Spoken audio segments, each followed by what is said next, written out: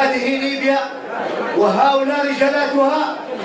أما المغرضين الذين يتحدثون عن اجتماعات لقبائل يقودها ليبي وغير ليبي، فهذه ليبيا، هذا الجبد وهذه الطغية وهذه المعركة وهذا الظهور، هذه ليبيا، هذه ليبيا المستقبح لقائدها، هذه ليبيا أيها الإخوة المرتجفون الذين ادعوا بطلان الوصول انهم مرتشون. هل هؤلاء الرجال ماذا اتت بهم؟ اتت بهم قلوبهم المفتوحه للسلام، اتت بهم ايديهم المفتوحه للسلام، اتت بهم رغبتهم في حقن الدماء.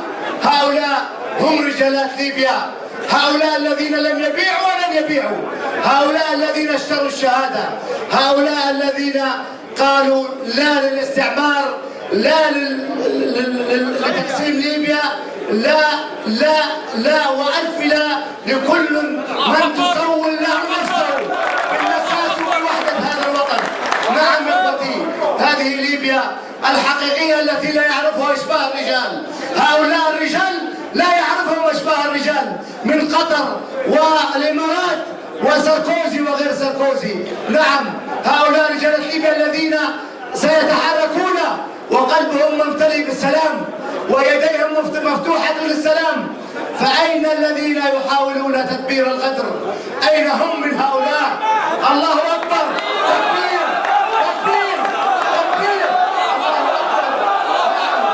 نعم أخوتي، نعم، تقف الكلمات العاجزة أمام هذا الجمع الغفير، هذا جمع الرجال، هذا جمع الرجال، هذا العدد الذي يفوق كونغرس أمريكا، هذا العدد الذي يفوق كونغرس أمريكا 4 مرات.